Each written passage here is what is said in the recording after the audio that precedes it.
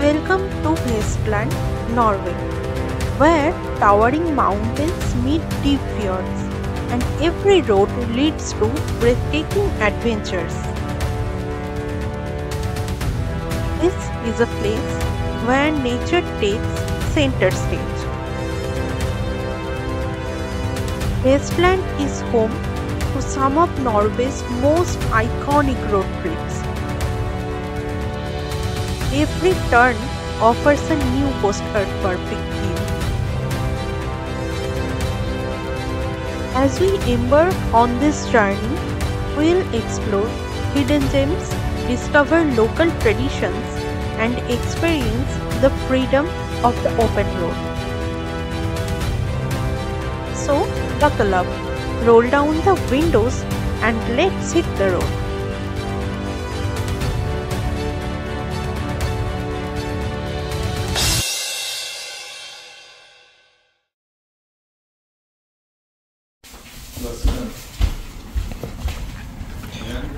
কি করছো? পিৎজা খাচ্ছি আর অ্যাপেল ট্রি দেখছি। কোনটা অ্যাপেল ট্রি? ওই তো, হ্যাঁ অনেকগুলো অ্যাপেলও আছে। Good morning. আজকে আমাদের নরওয়ে ট্রিপের 4th ডে আর বার্গেন ট্রিপের 2nd ডে। আজকে আমরা বার্গেনের অ্যাপার্টমেন্ট ছেড়ে দেব, দিয়ে আমরা আজকে যাব গ্লোবেন। Almost 300 kilometre, right? 300 kilometre drive আছে। গ্লোবেন একটা ফিয়র্ড সাইড ভিলেজ। গ্লোবেনে গিয়ে কথা হচ্ছে। এখন আমরা ব্রেকফাস্ট করছি। ব্রেকফাস্টে আছে পিৎজা, ফ্রোজেন পিৎজা। কিন্তু বার্গেনের পিৎজা শুনেছি খুব ফেমাস। বার্গেনের পিৎজা খুব ফেমাস, ওই জন্য আমরা পিৎজা ট্রাই করলাম। আমরা সেদিন অনেক রাতে ঢুকেছিলাম, সেই জন্য দেখাতে পারিনি অ্যাপার্টমেন্টটা আপনাদের। এই হচ্ছে অ্যাপার্টমেন্টের একটা বেডরুম। আমরা এবার বেরোচ্ছি। বেরোনোর আগে একটু দেখিয়ে দিই, এটা হল, এটা কিচেন, ব্যালকনি।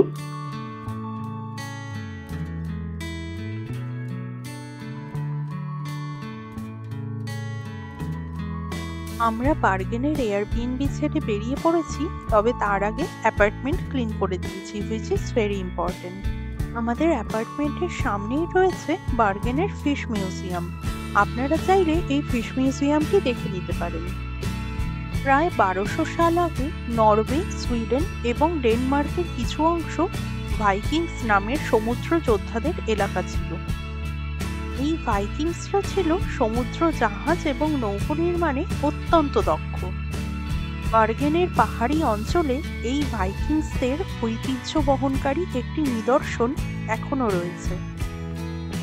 এটি হলো নরওয়ে স্টেভ চার্চ। ভাইকিংস যুগের এক অপূর্ব ঐতিহ্য এই উডেন স্ট্রাকচারে এখনো লক্ষ্য করা যায়। আমরা বার্গেন ছাড়ার আগে দেখে নেব বিখ্যাত ফ্যানটর্প স্টেভ চার্চ। পার্কিং থেকে এই চার্চে পৌঁছতে বেশ খানিকটা হাইক করতে হয়। আমরা অনেকটা হাইক করে পৌঁছে গেছি ফ্যানটর্প স্টেভ চার্চ।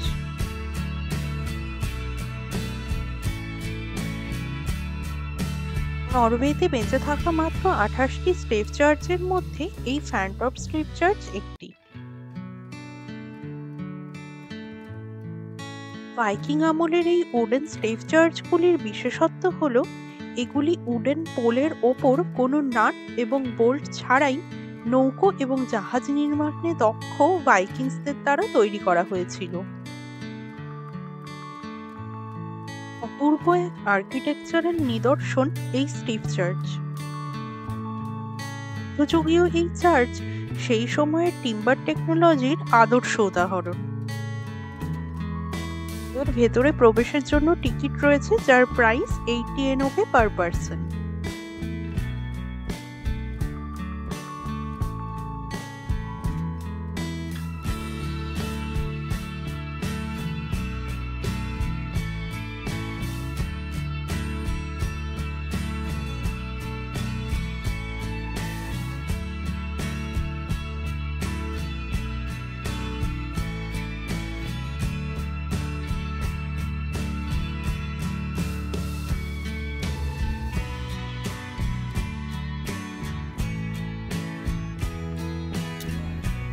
লাঞ্চ করার জন্য আইকিয়া এসেছি, 12:30 অলমোস্ট বাজে। আর বার্গেন থেকে বেরোনোর সময় আইকিয়া দেখতে পেলাম, তো আমরা আইকিয়া থেকে লাঞ্চ করে নেব। লাঞ্চ মেনুতে ছিল সুইডেনের ফেমাস ভেজ বল। আমরা এখন বার্গেন থেকে বেরোচ্ছি, বেরিয়ে আমরা যাব ওপেডাল ফেরি, তারপর ফেরি ক্রস করে ওপারে যাব। বার্গেন থেকে বেরিয়ে আমরা E39 ধরে এগিয়ে চললাম নর্থের দিকে।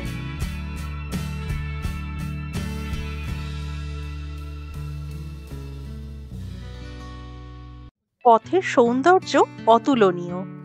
আমরা প্রতিটি ভিডিওতেই বলছি পৃথিবীর সবচেয়ে সুন্দর রোড ট্রিপগুলোর মধ্যে একটি এই ওয়েস্টার্ন নরওয়ে রোড ট্রিপ।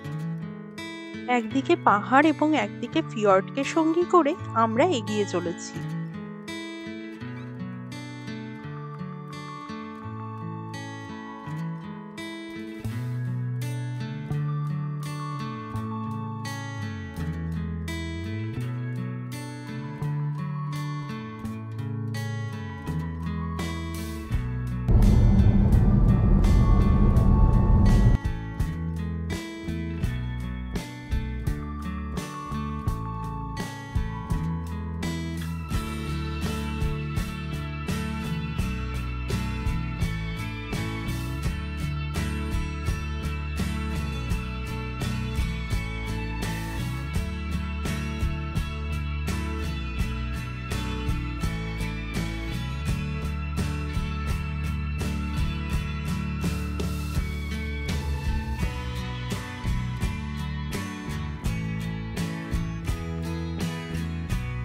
নরওয়েকে বলা হয় দ্য ল্যান্ড অফ 1000 ওয়াটারফলস।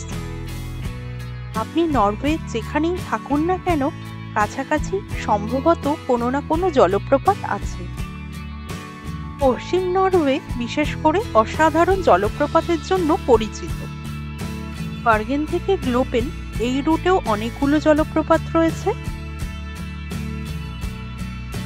আমরা এখন আছি হার্ডেফসেন, যা নরওয়ের one of the most photographed waterfall. এই হার্ডেফসেন একটি অবিশ্বাস্য রকম সিনিক ওয়াটারফল, যা নরওয়ের সনেফিয়র্ডের ফর্ডে থেকে 10 কিলোমিটার দূরে E39 এর মোতে অবস্থিত।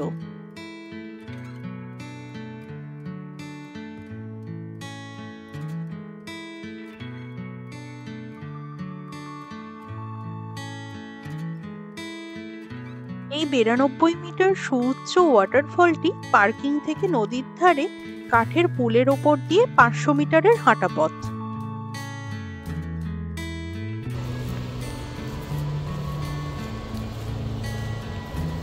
সামার মান্থসগুলোতে তীব্র ওয়াটার ওয়েভ এবং ওয়াটারফলের মেসমেরাইজিং বিউটি এক অবিস্মরণীয় অভিজ্ঞতা।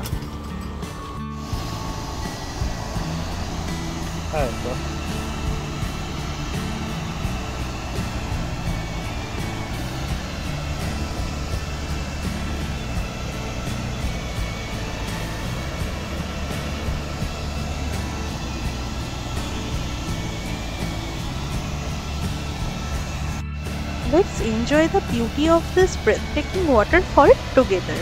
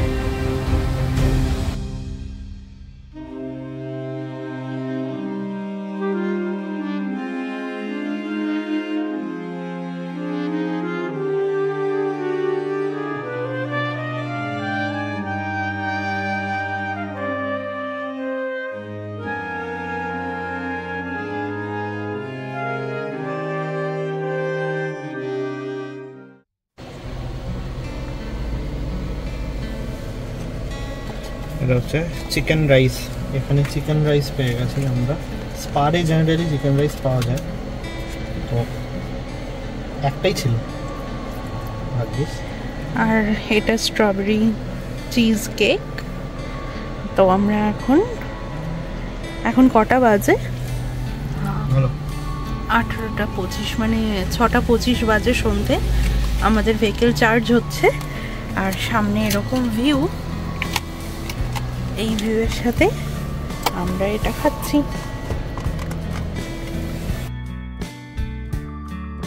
ওয়েস্টার্ন নরওয়ের এই E39 রুটটি নরওয়ের সবচেয়ে সিনিক রুটগুলোর মধ্যে একটি। E39 এর ধারের একটি অসাধারণ সুন্দর লেক ইয়লস্টাভাটনেট, আর তার ধারে সব ছোট্ট ছোট্ট ছবির মতো গ্রাম। আমরা এখন চলেছি এই লেক ইয়লস্টাভাটনেটের ধারের পথ দিয়ে। অদ্ভুত সুন্দর এই অঞ্চলটি। একদিকে স্বচ্ছ জলের লেক, আর তার ওপারে পাহাড় দেখা যাচ্ছে। আর সেই পাহাড়ের মাথায় দেখা যাচ্ছে গ্লেশিয়ার।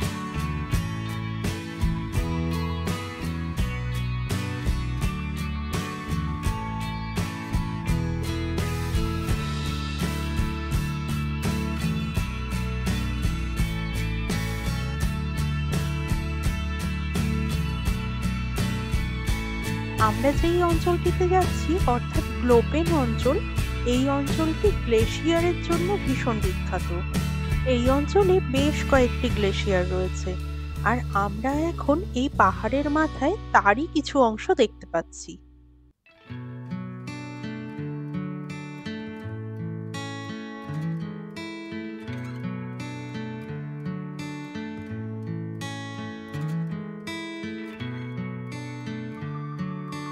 এতই সুন্দর এই জায়গাটি যে আমরা না থেমে পারছি না। আমরা এই লেকের ধারে আরো একটা জিনিস লক্ষ্য করলাম, অপূর্ব সুন্দর কিছু ক্যাম্পিং সাইট। অনেকেই তাদের ক্যাম্পার ভ্যান নিয়ে এখানে এসে রয়েছে।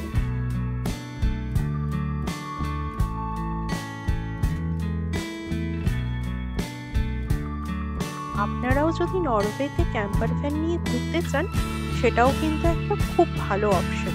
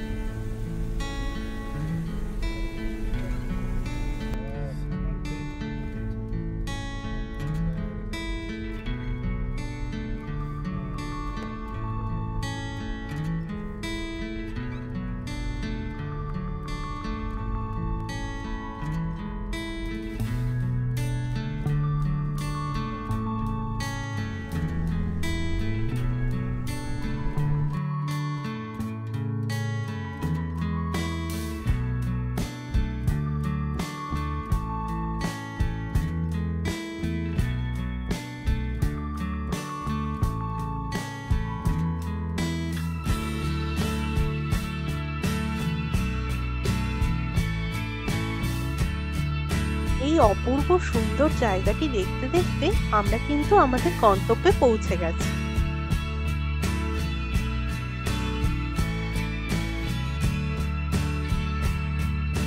আমরা এসে পৌঁছেছি অ্যাস্ট্রপটুনে, যা এই লেক ইয়স্ট্রাভার্টনেকের তীরের ছবির মতো সুন্দর নরওয়েজিয়ান স্টাইলের গ্রিন রুফ হাউস। এটি very well known Norwegian painter Nikolai অ্যাস্ট্রুপের বাড়ি। সাথে আছে ফ্রি পার্কিং এবং লেকের ধারের একটি ব্রেথটেকিং ভিউ পয়েন্ট।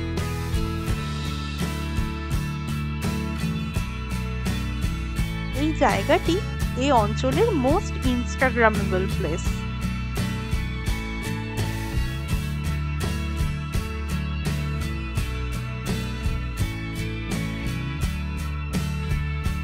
এখানে একটি ফ্রেম আছে যার নাম ফ্রেম অফ অ্যাস্ট্রুপ, যা দেখে মনে হয় সত্যিই যেন হাতে আঁকা কোনো পেইন্টারের পেন্টিং।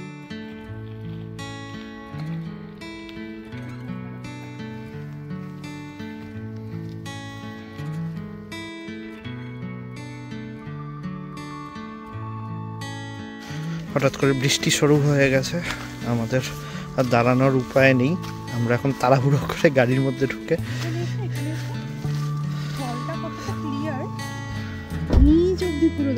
ক্যামেরায় দেখা যাচ্ছে না মনে হয়, কিন্তু আমরা তো ক্লিয়ারলি দেখতে পাচ্ছি। জানি না আপনারা দেখতে পাচ্ছেন কিনা, কিন্তু আমরা তো একদম পরিষ্কার দেখতে পাচ্ছি।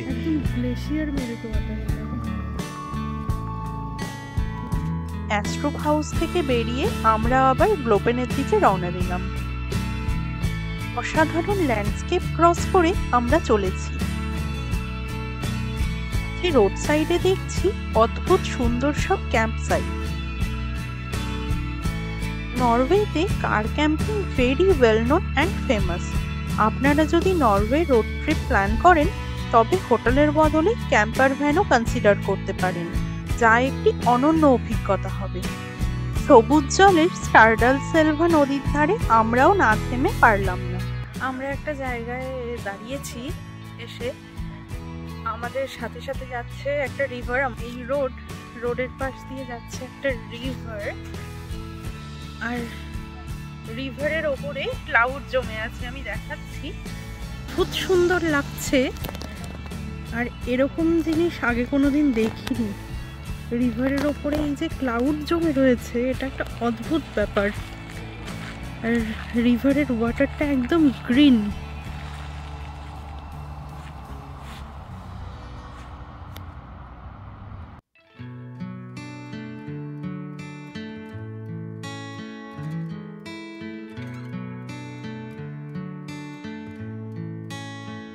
আমাদের রাস্তায় ট্রাফিক জ্যাম লেগে গেছে। নরওয়ে ট্রাফিক জ্যাম এটা, এরকম হয় নরওয়ে ট্রাফিক। এই সাইড ধরে ওরে ও গরু, সাইড সাইড প্লিজ।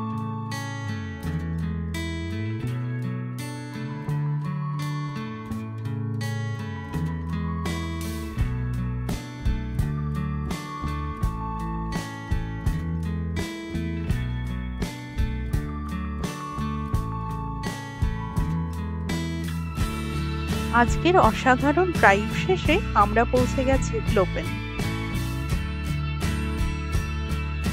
আমাদের অ্যাপার্টমেন্টে পৌঁছে গিয়েছি, আর আপনাদের দেখাই অ্যাপার্টমেন্টের ভেতরে না ঢুকে প্রথমেই দেখাচ্ছি view.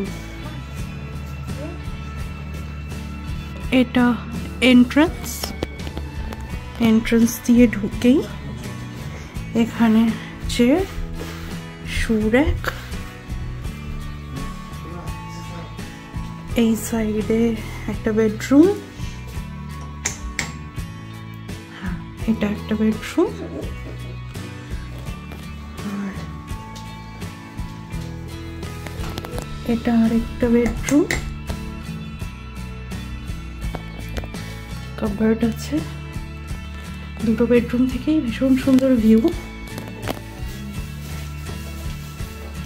Full size mirror, washroom.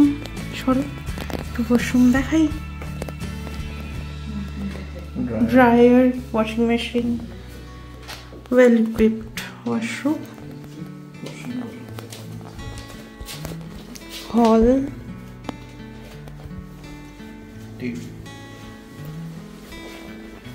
TV,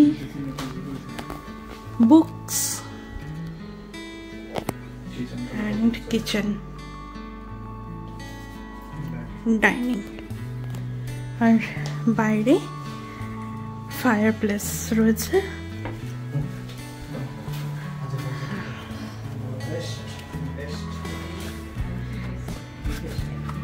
এখানে বসা যায়, বাইরে বসার জন্য ব্ল্যাঙ্কেটস, উডস রয়েছে। এটা ফায়ার প্লেস, আর এটা ভিউ।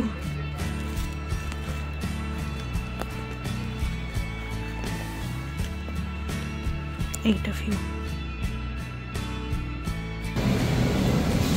আজকের কি মেনু? আজকের মেনু হচ্ছে ভাত, আলু ভাজা আর ডিমের অমলেট, তার সাথে ডাল। বাহ, একদম প্রপার বাঙালি মেনু। আমরা নরওয়ের গ্লোবেনে এসে একদম বাঙালি ভাত, ডাল, আলু ভাজা, ডিমের অমলেট। ভাত, ডাল, আলু ভাজা, ডিমের অমলেট।